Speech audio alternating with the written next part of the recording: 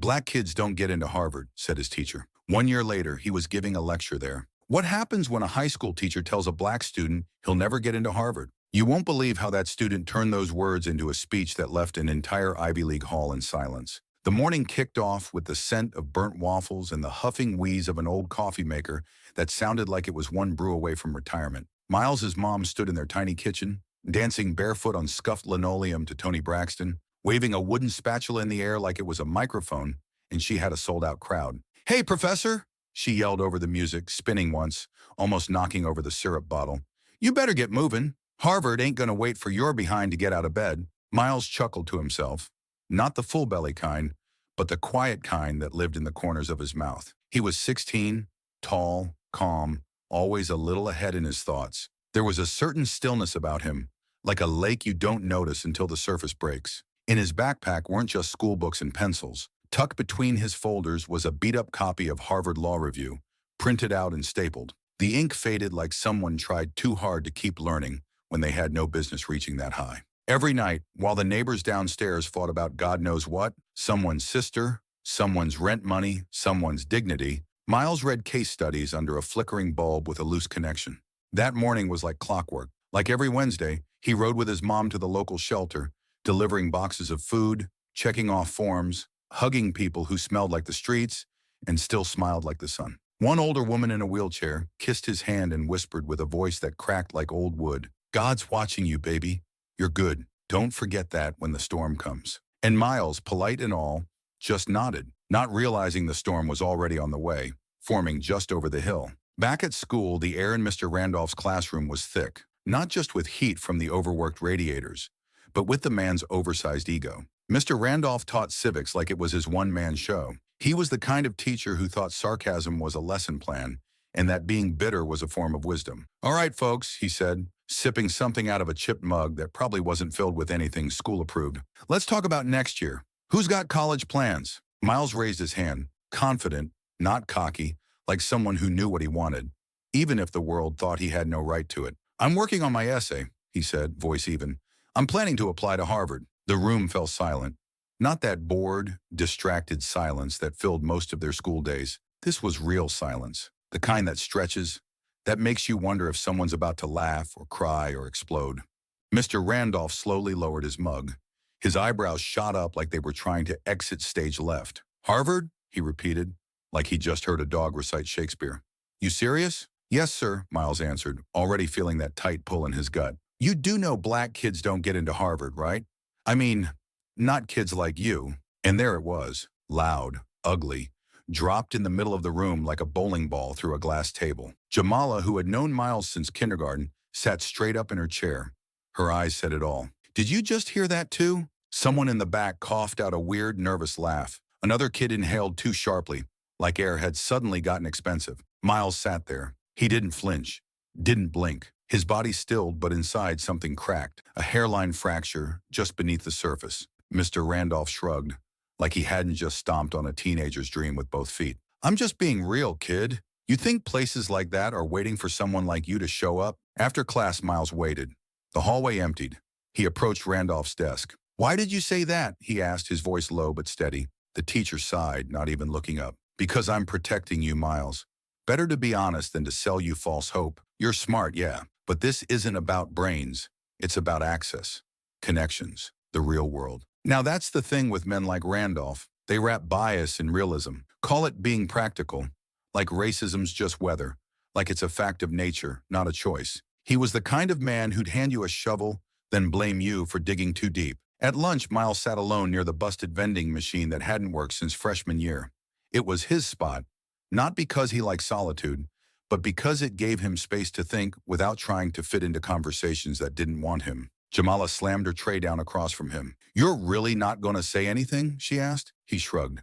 "He's not the first, just the loudest." He didn't tell her about third grade, when he wore a shirt that said future lawyer and got laughed at by the teacher. He didn't bring up 8th grade, when a white classmate told him, "You're too smart to be really black." That line never left him.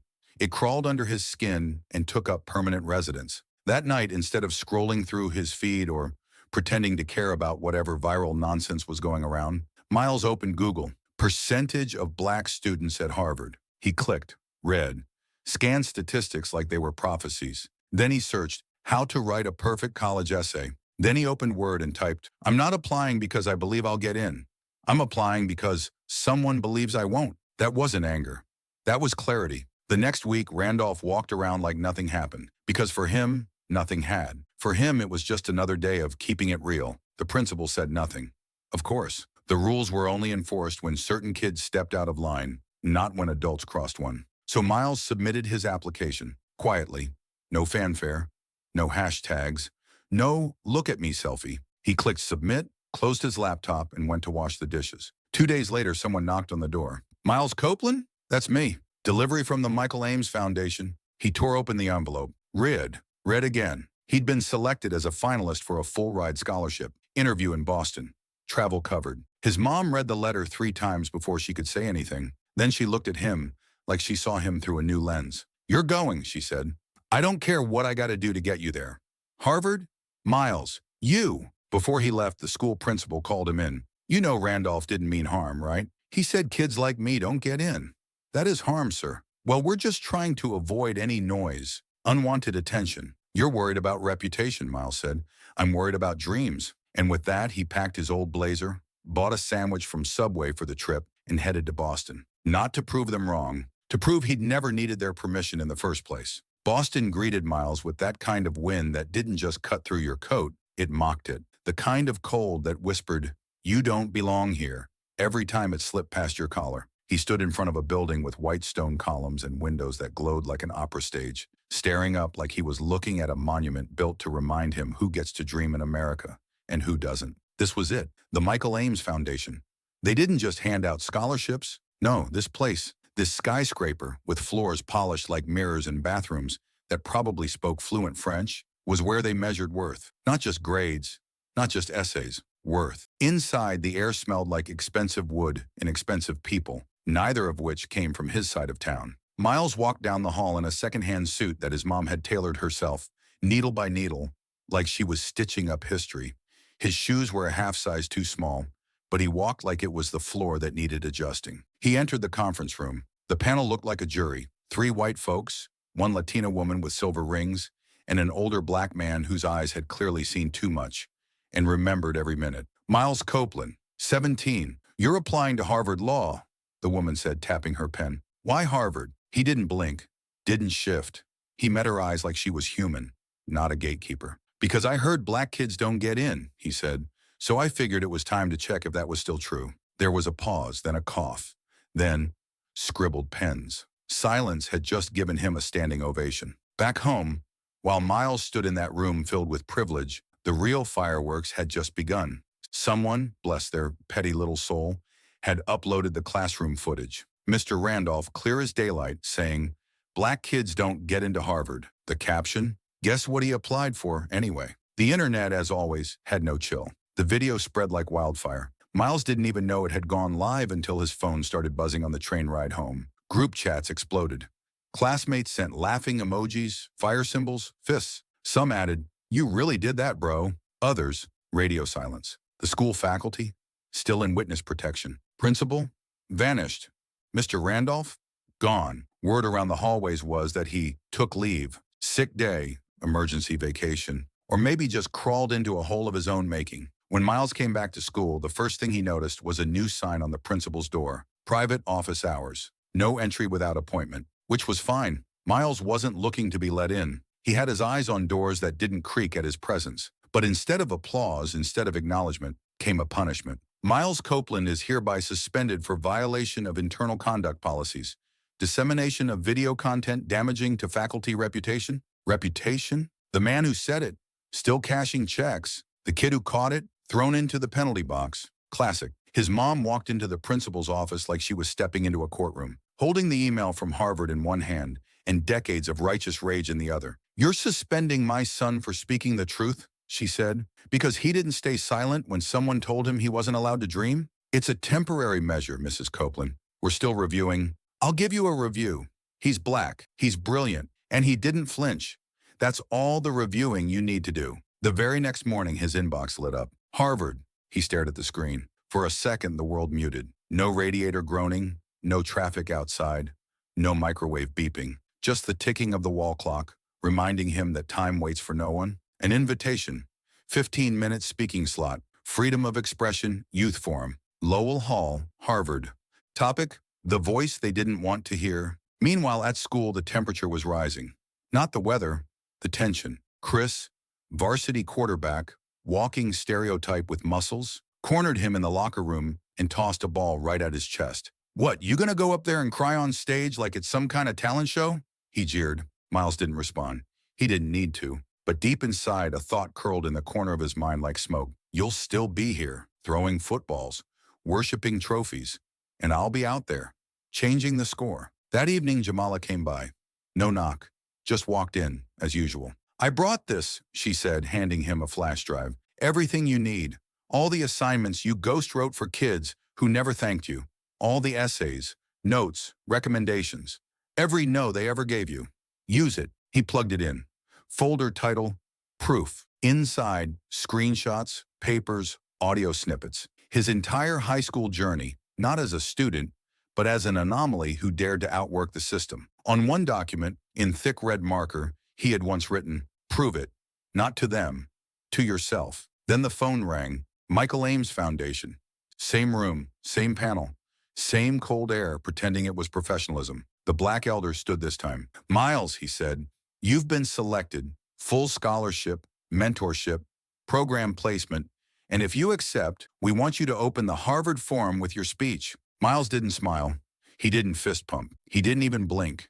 He just nodded, like it was always going to happen, like this was the world finally catching up. Back home, 3 voicemails waited for him. "Miles, this is Principal Carson. It's all a misunderstanding. We'd like to talk about your return. We hope to move forward constructively." Constructively? They break you on Monday and want brunch by Friday? Miles had already poured himself a strong cup of truth, and it didn't need sugar. Late that night, he stepped outside, notebook in hand, breath visible in the air, streetlights buzzing like tired bees. He wrote, "This isn't a speech, it's an answer. For every kid who got told you don't belong. For every door that slammed shut because of what they saw, not what they knew." He practiced in the mirror, in the kitchen, in the alley behind their building. Not the words, the feeling. The fire was already there.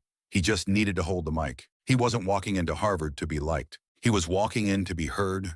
And if the room couldn't handle that, then the room needed to change. Lowell Hall stood like it knew its importance. The kind of building that made the cover of Harvard brochures, all grand columns and solemn stone, pretending not to be part of history, but its author. But today, it wasn't history that made the walls vibrate. It wasn't an orchestra or an Ivy League dean with gold cufflinks. Today, it was a 17-year-old black boy who'd been told his name didn't belong on their letterhead, and who came back anyway. Backstage, Miles adjusted his collar. Same jacket, the one his mama sewed up with her own hands. Not for fashion, but for armor. The lapels were a little worn, sure, but on him they looked sharp. Not out of place, but as if the place had waited for him to fill it. He held a stack of papers in his hands, not to read, to anchor. He didn't need the words on the page. The words had already been carved into him, in silence, in defiance, in late-night essays and early morning questions he wasn't supposed to ask. No introduction, no dramatic walkout, no "thank you for having me" performance. He stepped out like he was stepping into his own living room, quiet, focused, fully himself. The hall wasn't packed with tourists or donors.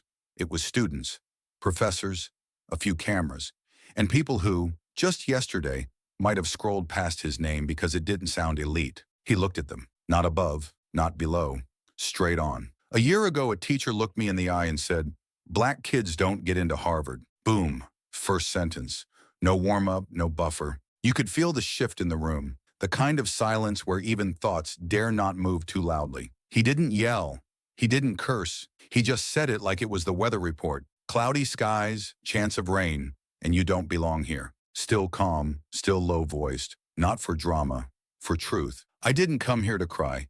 I didn't come here for someone to get fired. I came to break apart one idea, that our brilliance is a surprise, that our success is a glitch, that if we're here, someone must have bent the rules to let us in. No pacing, no theatrics, just standing still. Like the truth didn't need movement, only presence. My mama never went to college, but every night she told me, if you don't fit in, maybe you weren't supposed to. Maybe you're here to rebuild the mold." No gasps, no applause yet, just eyes locked on him, like he had the final draft of the Constitution in his mouth. So when I heard that black kids don't get into Harvard, I didn't argue. I just applied. Because honestly, who were they to draw the borders on my future? You could hear chairs creak, not from shifting discomfort, from leaning in. I'm not a hero. I'm not some gifted anomaly. I'm just a kid who got tired of being the exception. I don't want to be inspiring. I want to be expected. I want to walk into a room and not be your motivational moment. I want to be normal. He paused, not for effect, for breath, because truth, even when quiet, is weighty. When I came here today, I knew this wasn't the finish line. It's the start. Because in school, I wasn't called brilliant. I was called too confident. I wasn't told, you'll be great. I was told, be realistic. Then he pulled out his phone, not to text, not to check followers, just to read. Dear Miles Copeland, we are pleased to offer you full admission to Harvard University. He held it up, not like a trophy, like evidence. That's realism. That's what happens when you stop following rules that were never made for you. The applause didn't come instantly. It came like a wave. One hand, then another, then all of them, rising, standing, as if they had just witnessed a truth they couldn't unsee. They weren't clapping for inspiration. They were clapping for conviction, for the line he had drawn and dared the world to cross. He stepped off the stage like he had entered, calm, collected, grounded. That's when a man in a sharp Navy suit approached him. Miles Copeland? Yes, sir. I'm Professor Whitley, director of our Black Scholars Advancement Program. We'd like you to join as a mentor. And if you're open to it, return next semester as a guest lecturer. Miles paused, not out of disbelief, out of calculation, because this time he wasn't asking for a seat. He was being offered a table. Seriously, he asked? Absolutely, we're not looking for exceptions. We're looking for those who reshape the frame. Miles nodded. Not a humble nod, not a grateful nod, a knowing one. Like, this is how it was always supposed to be. 3 days later, he returned home. The train was late. The station was noisy, but on the platform stood his mama, tears in her eyes, holding a handwritten sign that said, Harvard Legend. She didn't shout. She didn't cheer. She wept, quietly, fully. I knew it, she said. I knew they weren't ready, but you were. He hugged her, tight, not just because he missed her, but because he knew now. She had been his first audience, and she never needed convincing. Back at school, things had shifted. The old principal's name was scraped off the office door. A new one, more open, more accountable, took its place. Randolph, gone. Resigned. That's what the statement said. But folks in town whispered otherwise, said he tried to come back, said he offered an apology. But this wasn't about mistakes. This was about belief systems. He hadn't slipped. He had spoken from the root, and roots, once exposed, either get pulled or poison the soil. Then one day, Miles came back to school, not as a student, as a guest, invited by the new principal. We want you to speak to the students, she said, about what it means to not give up. He smiled. They already know, he replied. I'm just here to remind them they're not alone. And yeah, he passed that old candy machine, the one that never worked, still didn't. But this time, he laughed, because the world had a lot of machines like that, shiny, framed in glass, promising sweetness, but always taking your coin and giving nothing back. And someone had to fix that. This wasn't a story about a boy getting into Harvard. It was a story about not letting other people's limits become your ceiling. A story about a voice being louder than the silence trying to surround it. And a story about how one truth, spoken clearly, can knock on a door that had been closed too long and not ask to come in, but kick it wide open.